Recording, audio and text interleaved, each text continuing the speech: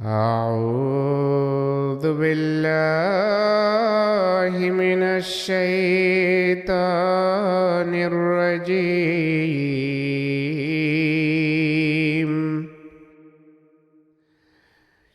بسم الله الرحمن الرحيم.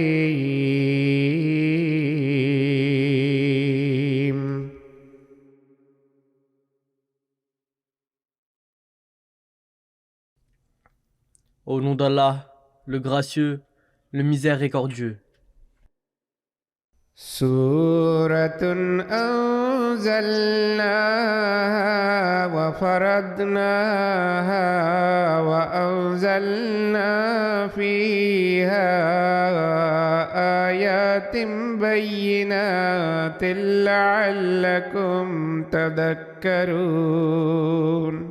Ceci est une sourate que nous avons révélée et que nous avons rendue obligatoire. Et nous y avons révélé des commandements clairs afin que vous preniez garde. الزانية والزاني فاجلدوا كل واحد منهما 100 جلدة ولا تأخذكم بهما رأفة في دين الله إن كنتم تؤمنون بالله واليوم الآخر وليشهد عذابهما طائفة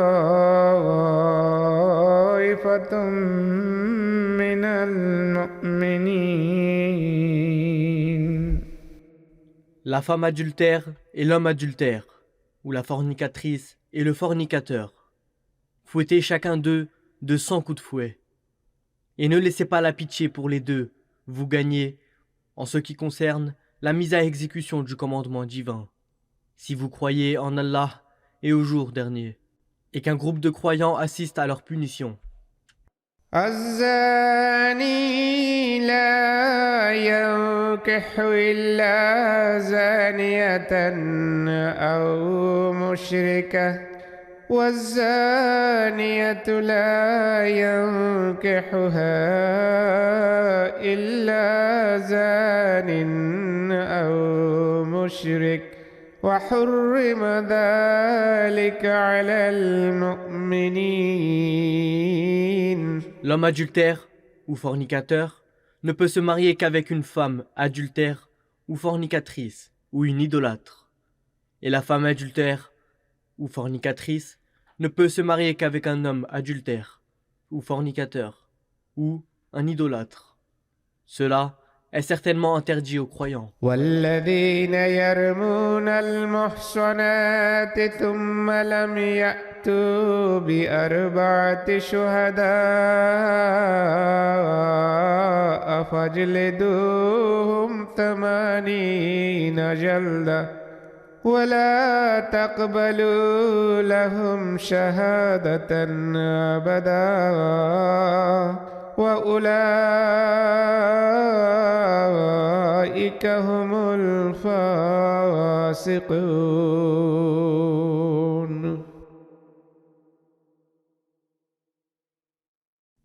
Et ceux qui calomnient des femmes chastes, puis ne produisent pas 4 témoins, fouettez-les de 80 coups de fouet, et n'acceptez jamais leur témoignage. Et ceux-là sont des transgresseurs. إلا الذين تابوا من بعد ذلك وأصلحوا فإن الله غفور رحيم.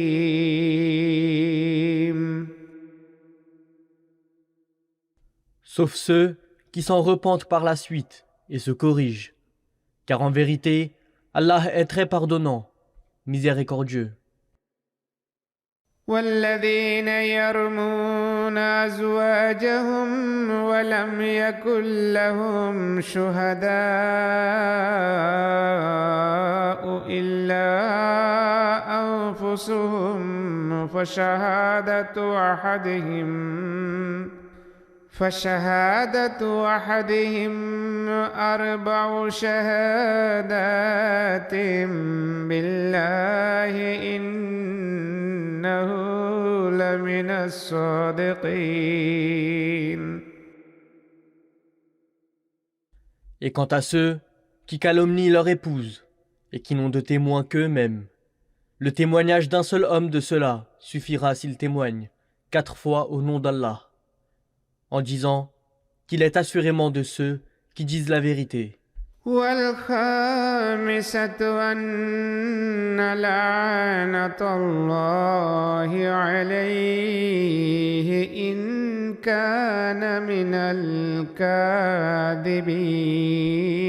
Et son 5e serment sera pour dire que la malédiction d'Allah soit sur lui s'il est du nombre des menteurs. ويدرأ عنها العذاب أن تشهد 4 شهادات بالله إنه لمن الكاذبين. Mais cela écartera le châtiment d'elle si elle jure par 4 fois au nom d'Allah en disant qu'il est du nombre des menteurs. والخامسة أن غضب الله عليها إن كان من الصادقين. Et son 5e serment sera pour dire que le courroux d'Allah soit sur elle s'il est du nombre des véridiques. ولولا فضل الله عليكم ورحمته وأن الله تواب حكيم. Et n'était-ce la grâce d'Allah sur vous et sa miséricorde, et le fait qu'Allah revient sans cesse avec compassion et est sage, vous auriez été en détresse. إن الذين جاءوا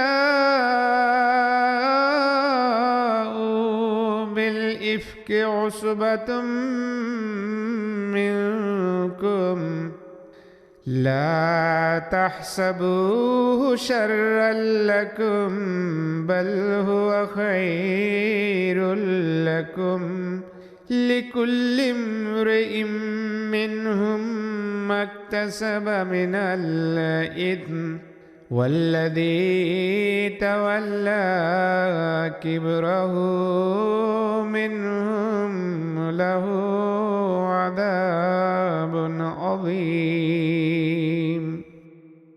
En vérité, ceux qui inventèrent le mensonge sont un groupe de parmi vous. Ne croyez pas que ce soit une mauvaise chose pour vous. Au contraire, c'est un bien pour vous. Chacun d'entre eux aura sa part de ce qu'il s'est acquis du péché, et celui d'entre eux qui y a joué le rôle principal recevra un très grand châtiment. لولا إذ سمعتموه ظن المؤمنون والمؤمنات بأنفسهم خيرا وقالوا هذا إفك مبين. Pourquoi les croyants et les croyantes, quand vous avez entendu parler de l'affaire, n'avez-vous pas pensé du bien de vos propres gens et dit « Ceci est un mensonge manifeste » لولا جاءوا عليه ب4 شهداء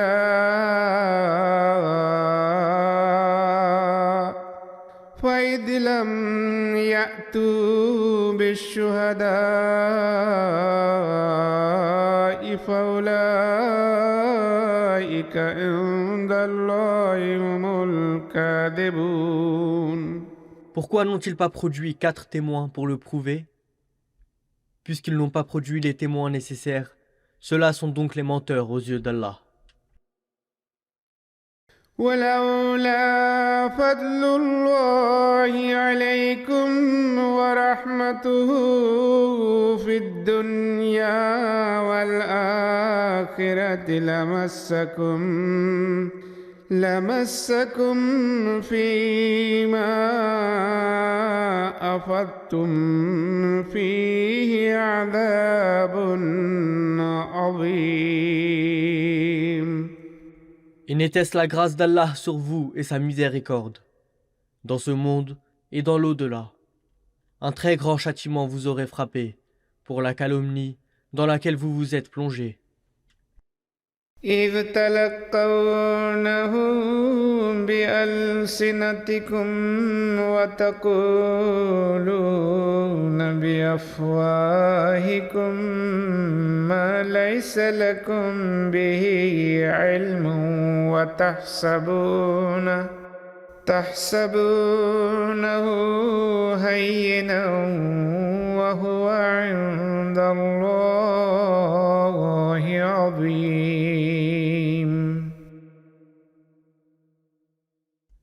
Lorsque vous reprenez la parole propagée par vos langues et commencez à prononcer vos bouches ce dont vous n'avez aucune connaissance réelle et le considérez comme sans grande importance, alors qu'aux yeux d'Allah, c'est une chose extrêmement grave.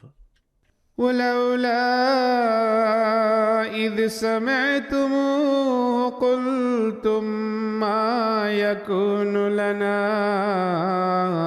أن نتكلم بهذا سبحانك هذا بهتان عظيم.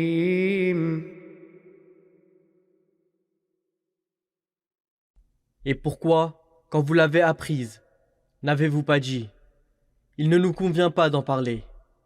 Saint es-tu, ô Allah, ceci est une grave calomnie. »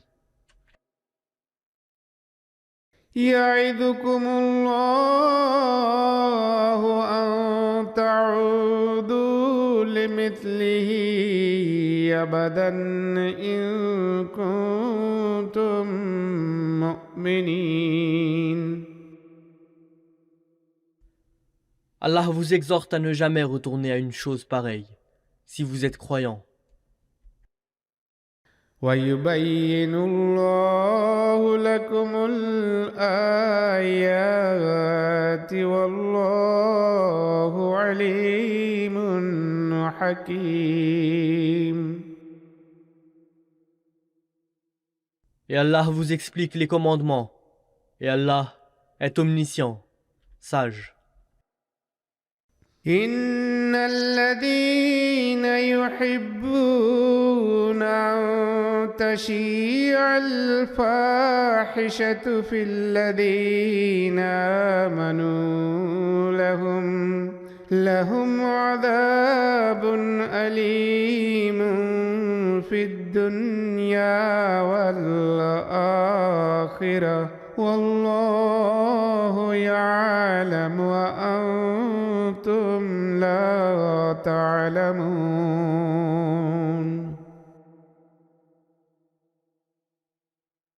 Ceux qui aiment que l'immoralité se répande parmi les croyants auront un châtiment douloureux dans ce monde ainsi que dans l'au-delà. Et Allah sait, et vous ne savez pas.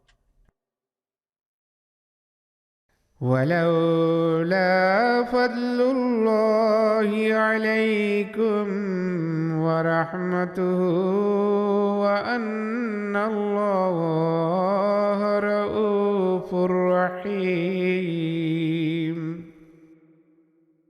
Et n'était-ce la grâce d'Allah sur vous et sa miséricorde, et le fait qu'Allah est compatissant et miséricordieux, vous auriez été ruinés. يا أيها الذين آمنوا لا تتبعوا خطوات الشيطان ومن يتبع خطوات الشيطان فإنه يأمر بالفحشاء والمنكر.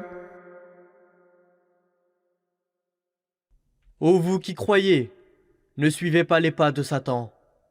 Et quiconque suit les pas de Satan doit savoir que celui-ci enjoint assurément l'immoralité et le mal manifeste. ولولا فضل الله عليكم ورحمته ما زكى منكم من أحد أبدا ولكن الله يزكي من يشاء والله سميع عليم.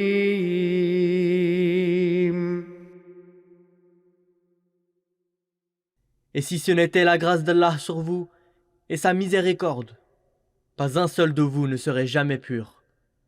Mais Allah purifie qui il veut, et Allah entend tout et sait tout.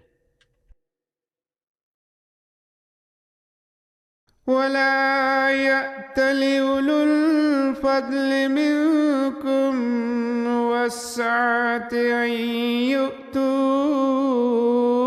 أولي القربى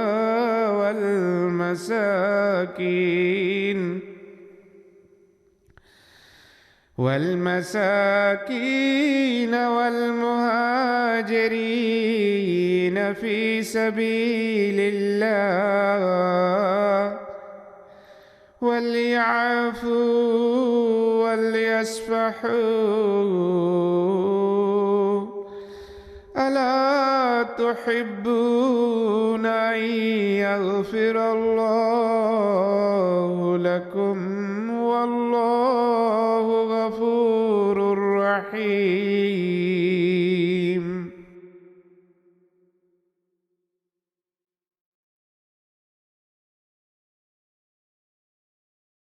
Et que ceux d'entre vous qui possèdent des moyens et de l'abondance ne jurent pas qu'ils ne donneront point aux parents proches et aux nécessiteux, et à ceux qui ont émigré pour la cause d'Allah. Qu'ils pardonnent et montrent de la tolérance. Ne désirez-vous pas qu'Allah vous pardonne? Et Allah est très pardonnant, miséricordieux.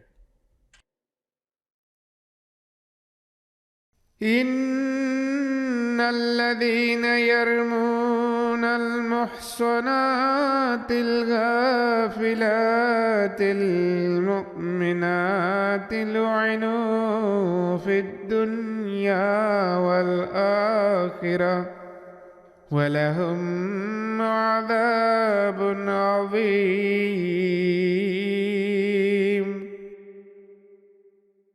En vérité, ceux qui calomnient les femmes chastes, sans méfiance et croyantes, sont maudits dans ce monde et dans l'au-delà.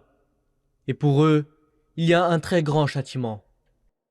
يوم تشهد عليهم ألسنتهم وأيديهم وأرجلهم بما كانوا يعملون.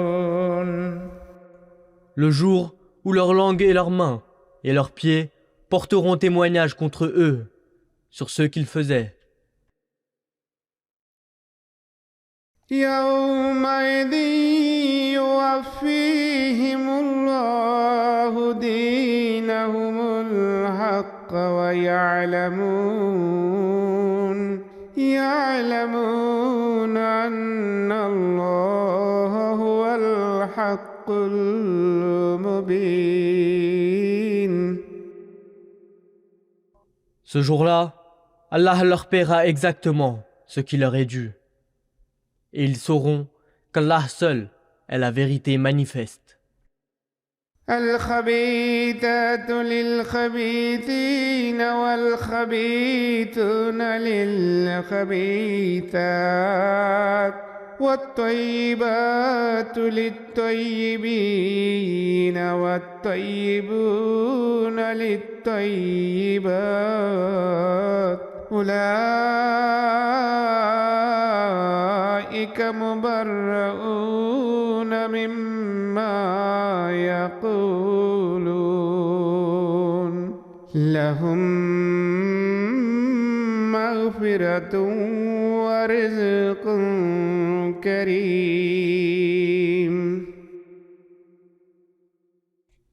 Les mauvaises choses sont pour les mauvais hommes, et les mauvais hommes sont enclins aux mauvaises choses, et les bonnes choses caractérisent les hommes justes, et les hommes justes sont enclins aux bonnes choses.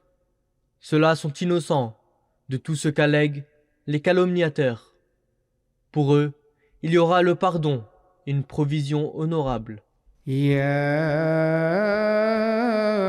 أيها الذين آمنوا لا تدخلوا بيوتا غير بيوتكم حتى تستأنسوا وتسلموا على أهلها ذلكم خير لكم لعلكم تذكرون.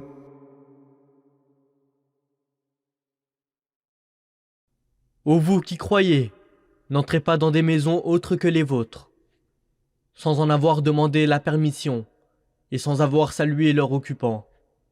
Cela vaut mieux pour vous, afin que vous preniez garde.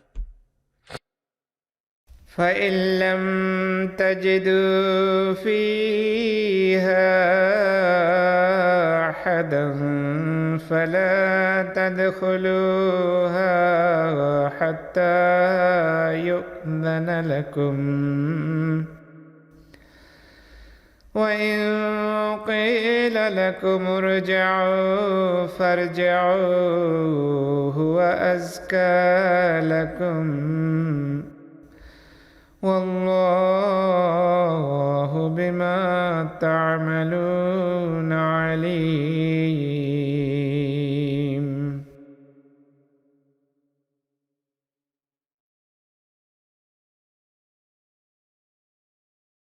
Et si vous n'y trouvez personne, n'y entrez pas, avant que l'on ne vous en donne la permission. Et s'il vous est dit, retirez-vous, alors retirez-vous. Cela est plus pur pour vous. Et Allah sait très bien ce que vous faites.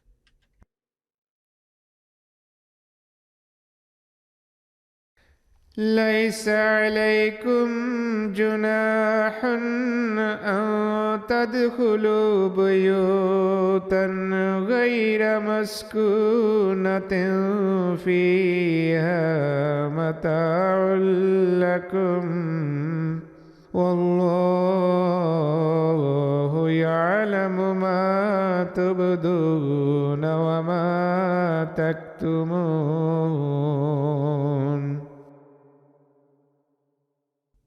Ce n'est pas un péché de votre part que d'entrer dans des maisons inhabitées où se trouvent vos biens. Et Allah sait ce que vous révélez et ce que vous cachez. قل للمؤمنين يغضوا من أبصارهم ويحفظوا فروجهم ذلك أزكى لهم إن الله خبير بما يصنعون.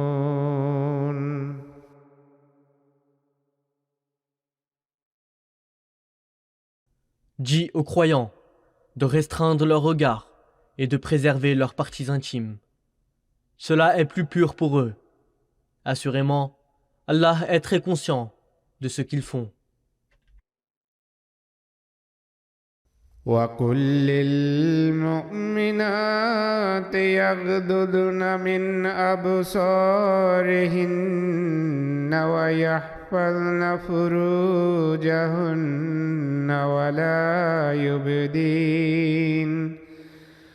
ولا يبدين زينتهن إلا ما ظهر منها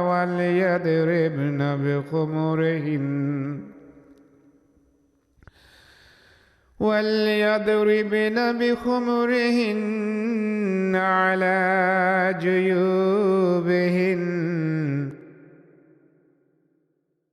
Et dis aux croyants qu'elles restreignent leurs yeux et veillent sur leurs parties intimes.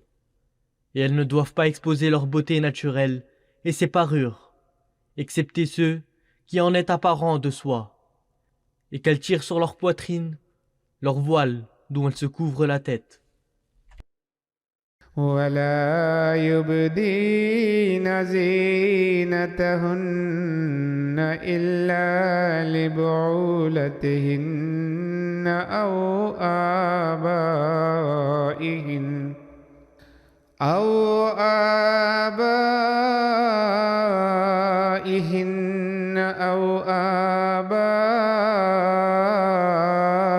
بعولتهن أو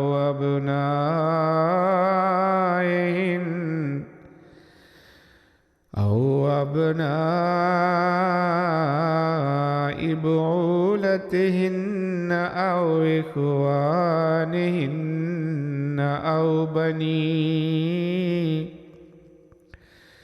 أو بني إخوانهن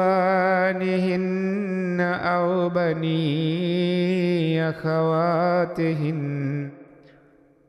Et elles ne doivent pas exposer leur beauté naturelle et ses parures, excepté à leur mari, ou à leur père, ou au père de leur mari, ou à leur fils, ou au fils de leur mari, ou à leur frère, ou au fils de leur frère, ou au fils de leur sœur. أو نسائهن أو ما ملكت أيمانهن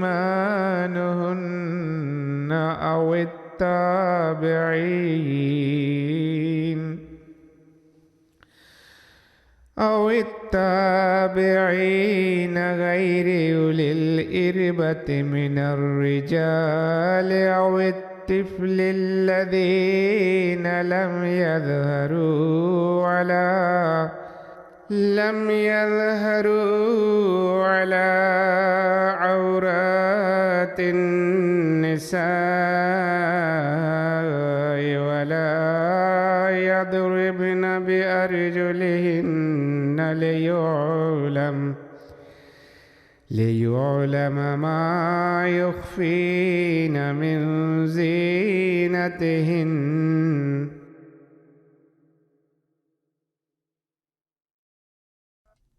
Ou à leurs femmes, ou à ceux que leur main droite possède, ou à de tels serviteurs mâles qui sont dépourvus de vils désirs, ou aux jeunes enfants qui n'ont pas encore aucune conscience des parties intimes des femmes, et qu'elles ne marchent pas avec une telle démarche que des aspects de leur beauté qu'elles dissimulent normalement soient révélés.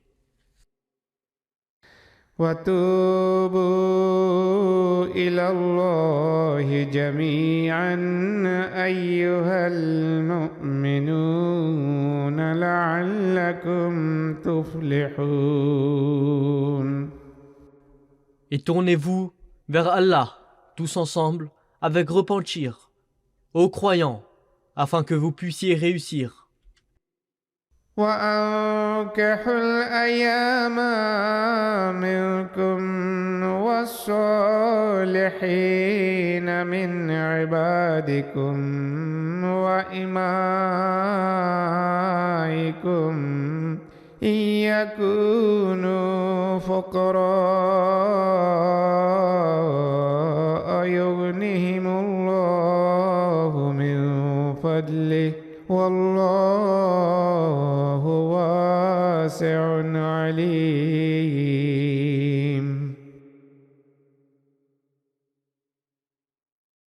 Et mariez les veuves parmi vous et ceux de vos esclaves, hommes et femmes, qui sont bons pour le mariage. S'ils sont pauvres, Allah leur accordera des moyens de sa munificence. Et Allah est munificent, omniscient.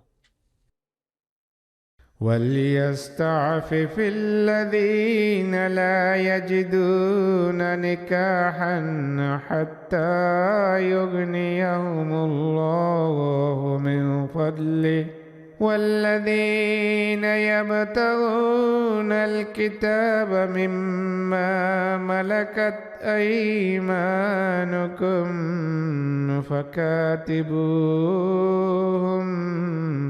فكاتبوهم إن علمتم فيهم خيرا وآتوهم مما لله الذي آتاكم.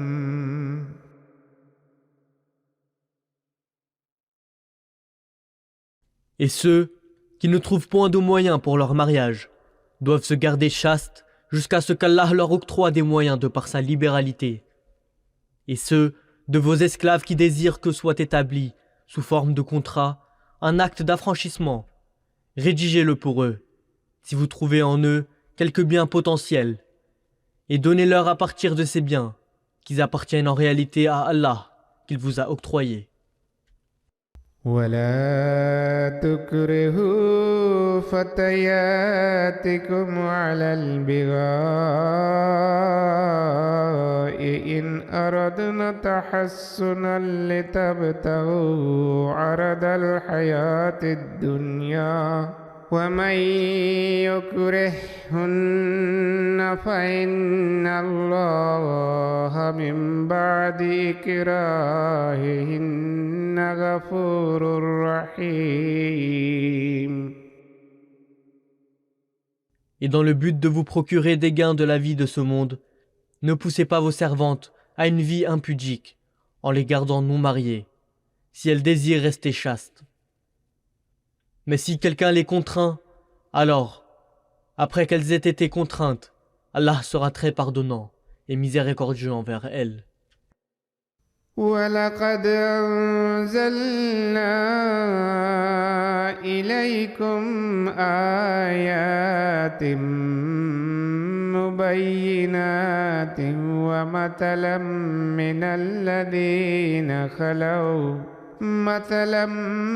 من الذين خلوا من قبلكم وموعظة للمتقين. Et nous vous avons envoyé des signes manifestes, et nous vous avons relaté l'exemple de ceux qui vous ont devancés, et une exhortation à ceux qui craignent Allah. الله نور السماوات والأرض مثل نوره كمشكاة فيها المصباح في زجاجة. Allah est la lumière des cieux et de la terre. Sa lumière est pareille à une niche brillante dans laquelle se trouve une lampe. La lampe est à l'intérieur d'un verre. الزجاجة كأنها كوكب دري يوقد من شجرة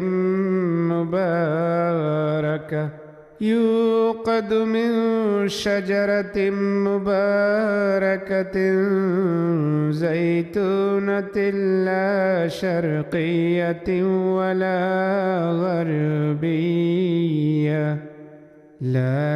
غربية يكاد زيتها يضيء ولو لم تمسسه نار. Le verre est comme une étoile étincelante. La lampe est allumée avec l'huile d'un arbre béni, un olivier qui n'est ni de l'Est ni de l'Ouest, dont l'huile s'allumerait même si le feu ne la touchait pas. نور على نور يهدي الله لنوره من يشاء ويضرب الله الأمثال للناس والله بكل شيء عليم. Lumière sur lumière, Allah dirige vers sa lumière qui il veut, et Allah relate des paraboles aux hommes. Et Allah connaît toutes les choses, très bien. في بيوت أذن الله أن ترفع ويذكر فيها اسمه يسبح له فيها بالغدو والآصال.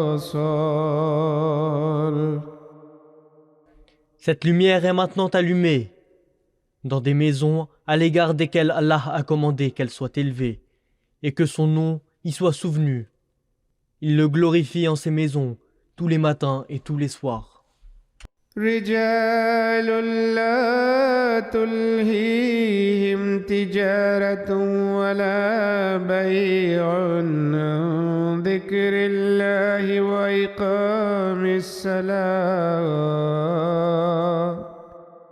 وإقام الصلاة وإيتاء الزكاة يخافون يوما تتقلب فيه القلوب والأبصار. Des hommes que ni les affaires ni le commerce ne distraient du souvenir d'Allah et de l'observance de la prière et du paiement de la zakat. Ils redoutent un jour où les cœurs et les yeux seront bouleversés. ليجزيهم الله أحسن ما عملوا ويزيدهم من فضله والله يرزق من يشاء بغير حساب. Ainsi Allah les récompense selon la meilleure de leurs œuvres et leur accordera encore plus de sa munificence. Et Allah accorde sa provision sans mesure à qui il veut. والذين كفروا أعمالهم كسراب بقيعة يحسبه الظمآن ماء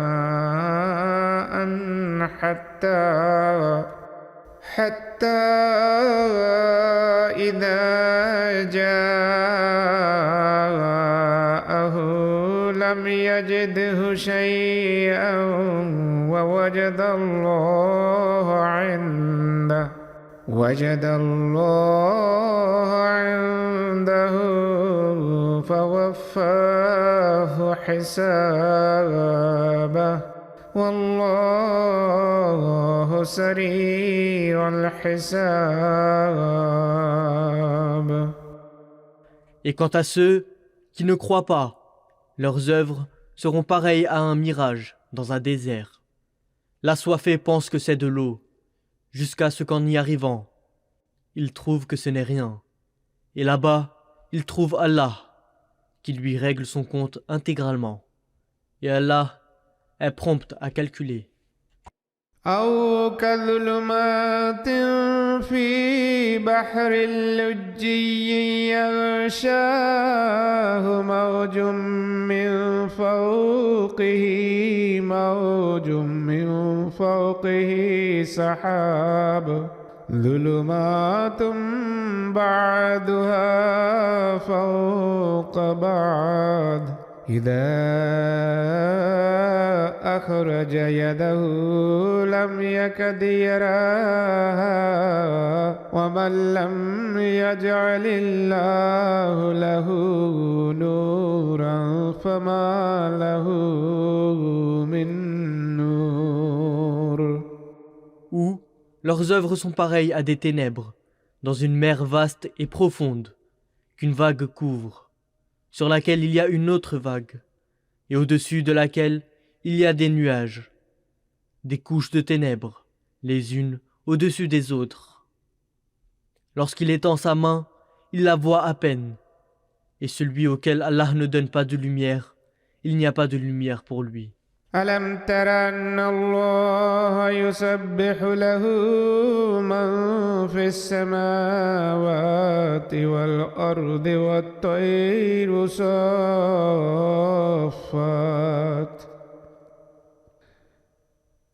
كل قد علم صلاته وتسبيحه والله عليم بما يفعلون.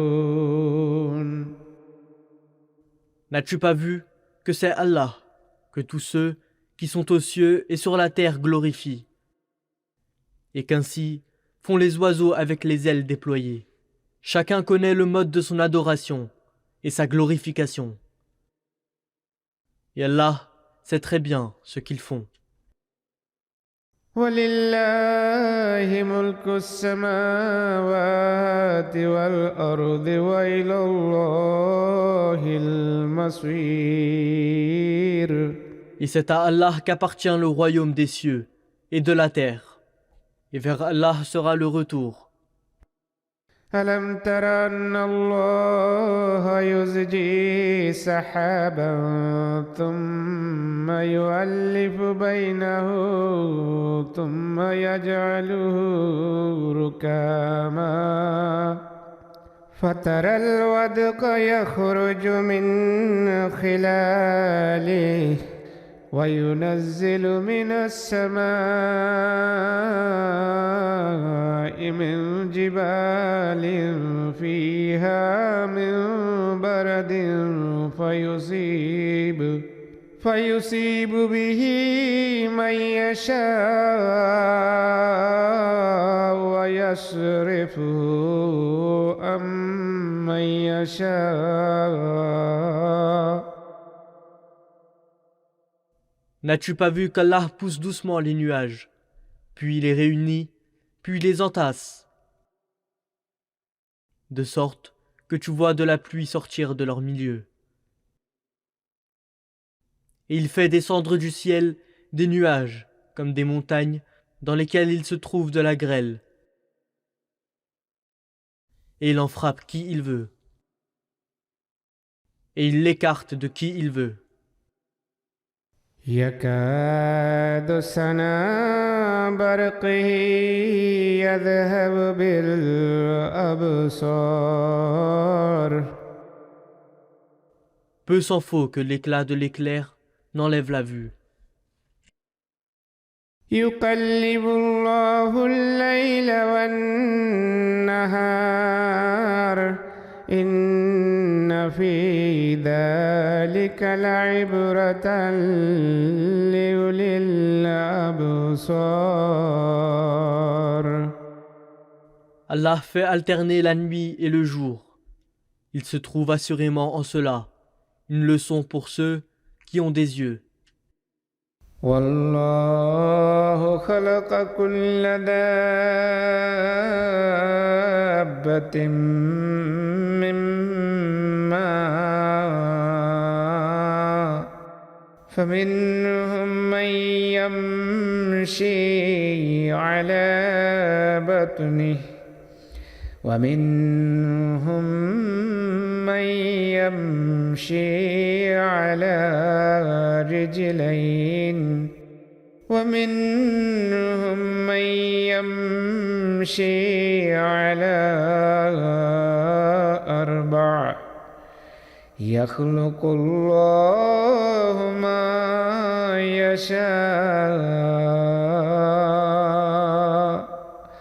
إن الله على كل شيء قدير. Et Allah a créé chaque animal à partir de l'eau. Certains d'entre eux rampent sur leur ventre. D'autres se déplacent sur 2 pattes. Et d'autres encore se déplacent sur 4. Allah crée ce qui lui plaît. Assurément, Allah a le pouvoir de faire tout ce qu'il veut.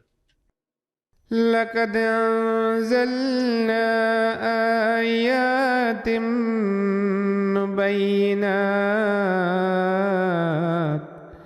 والله يهدي من يشاء إلى صراط مستقيم. Nous avons certainement fait descendre des signes manifestes. Et Allah guide qui il veut vers un droit chemin. ويقولون آمنا بالله وبالرسول وأطعنا ثم يتولى فريق منهم من بعد ذلك وما أولئك بالمؤمنين.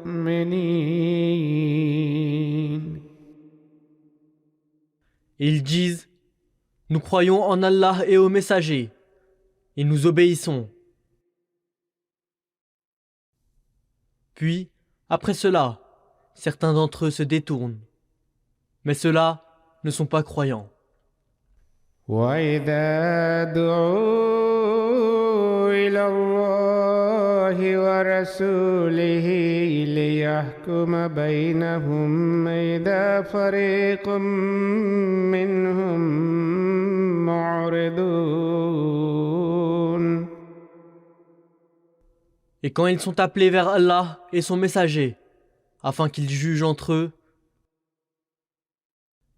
voilà qu'une faction d'entre eux se détourne. وإن يكن لهم الحق يأتوا إليه مذعنين.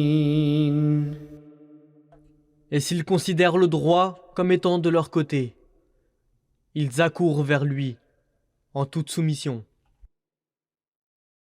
أفي قلوبهم مرض أم ارتابوا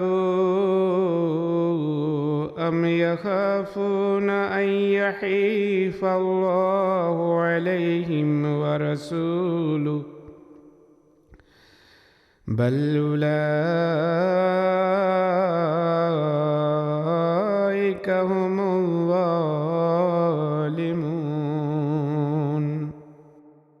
Y a-t-il une maladie dans leur cœur?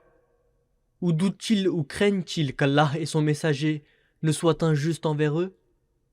Non, mais ce sont eux qui sont les injustes. إنما كان قول المؤمنين إذا دعوا إلى الله ورسوله ليحكم بينهم أن يقولوا سمعنا وأطعنا وأولئك هم المفلحون.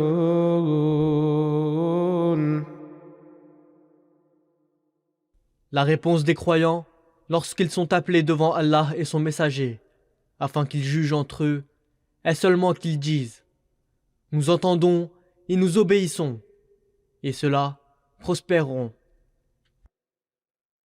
ومن يطع الله ورسوله ويخشى الله ويتقه فأولئك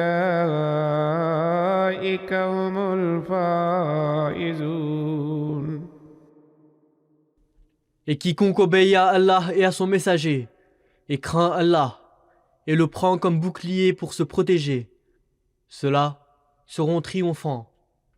وأقسموا بالله جهد أيمانهم لئن أمرتهم ليخرجن قل لا تقسموا طاعة معروفة إن الله خبير بما تعملون. Et ils jurent par Allah des serments les plus solennels que si tu le leur commandes, ils sortiront assurément. Dis, ne jurez pas. La manière d'agir, c'est l'obéissance en ce qui est juste. Assurément, Allah est très conscient de ce que vous faites. قل أطيعوا الله وأطيعوا الرسول فإن تولوا فإنما عليه ما حمل وعليكم ما حملتم وإن تطيعوه تهتدوا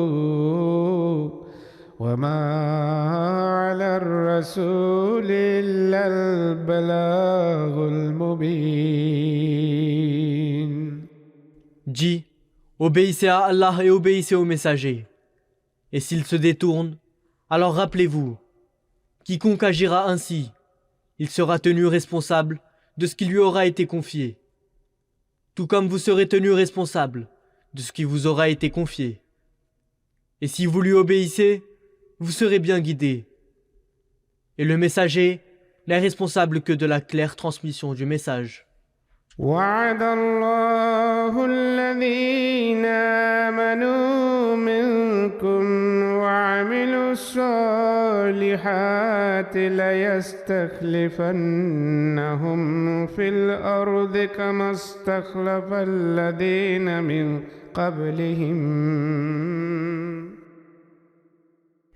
Allah a promis à ceux d'entre vous qui croient et qui font de bonnes œuvres qu'il fera assurément d'eux des successeurs sur la terre, tout comme il a fait des successeurs de parmi ceux qui les ont devancés. وَلَيُمَكِّنَنَّ لَهُمْ دِينَهُمُ الَّذِي ارْتَضَىٰ لَهُمْ وَلَيُبَدِّلَنَّهُمْ مِن بَعْدِ خَوْفِهِمْ أَمْنًا يعبدونني لا يشركون بي شيئا ومن كفر بعد ذلك فأولئك هم الفاسقون. Et qu'il établira assurément pour eux leur religion qu'il a choisi pour eux, et qu'il leur donnera assurément en échange, après leur crainte, sécurité et paix. Ils m'adoreront et ne m'associeront rien. Puis, quiconque sera ingrat après cela, celui-là sera du nombre des rebelles. وَأَقِيمُوا الصَّلَاةَ وَآتُوا الزَّكَاةَ وَأَطِيعُوا الرَّسُولَ لَعَلَّكُمْ تُرْحَمُونَ. Et observez la prière et payez la zakat, et obéissez aux messagers, afin que miséricorde vous soit faite. لا تحسبن الذين كفروا معجزين في الأرض ومأواهم النار ولبئس المصير. Ne pense pas que ceux qui ne croient pas peuvent faire échouer notre dessein sur terre. Leur habitation est le feu, et la destination est vraiment mauvaise. يا أيها الذين آمنوا ليستأذنكم الذين ملكت أيمانكم والذين لم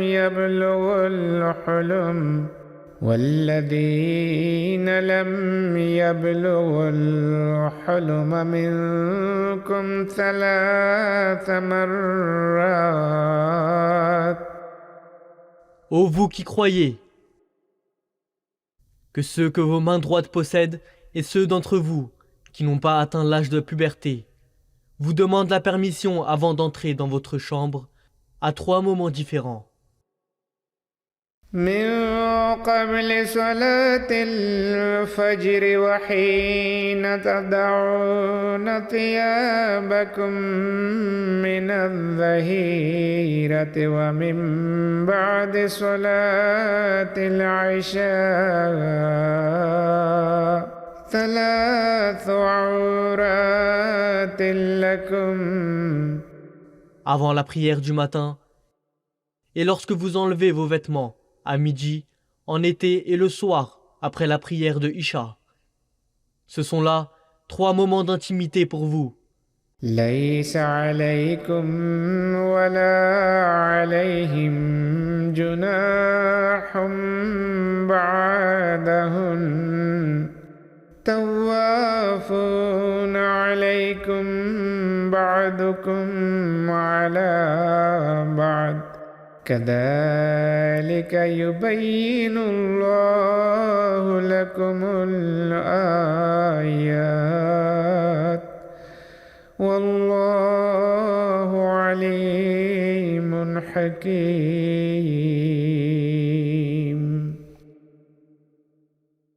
À d'autres moments, il n'y a aucun blâme sur vous, ni sur eux, car certains d'entre vous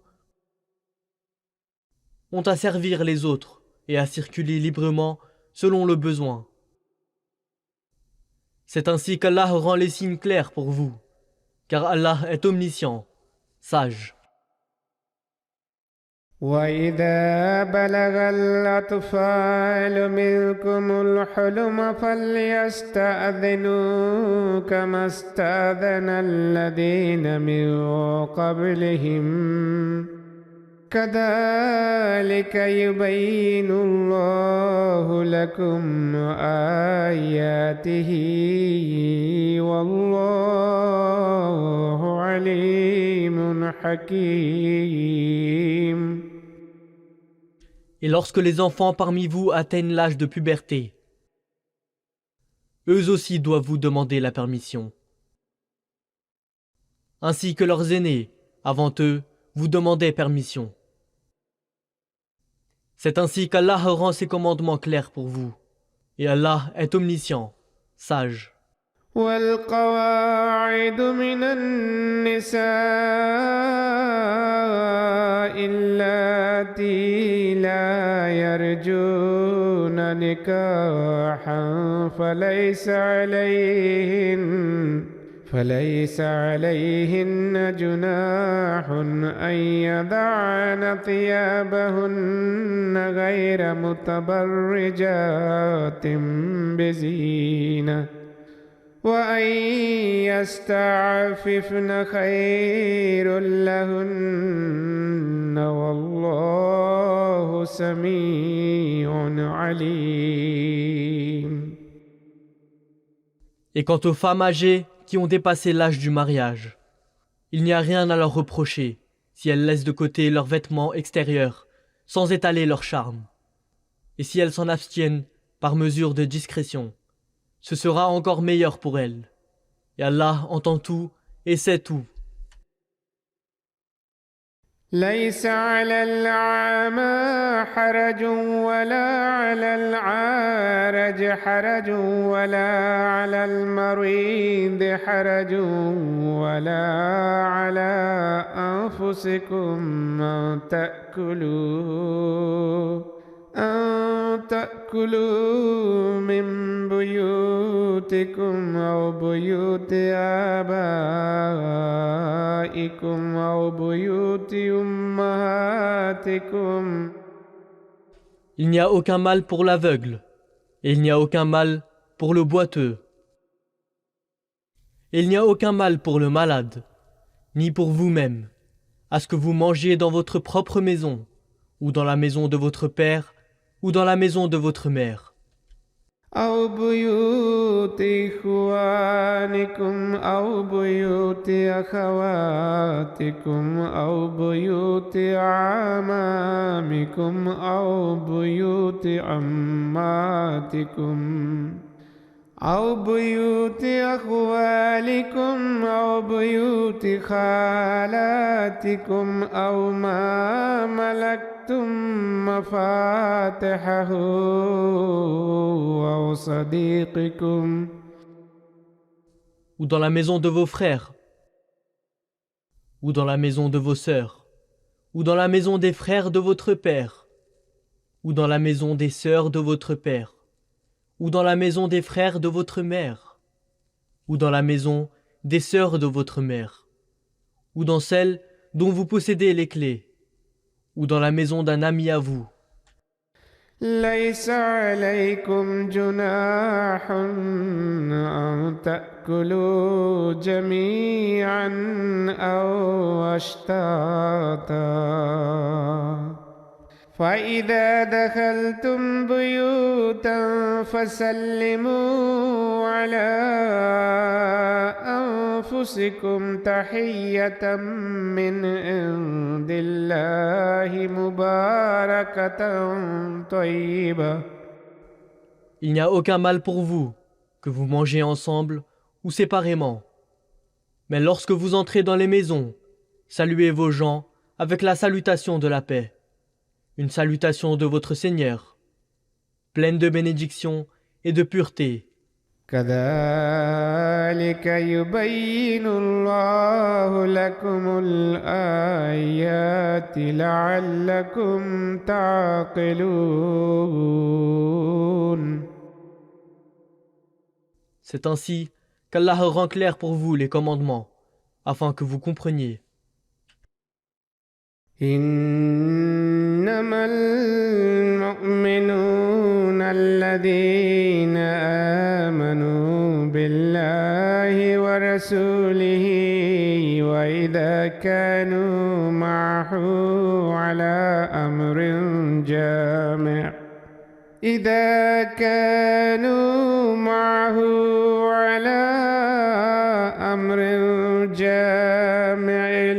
لم يذهبوا حتى يستأذنوه.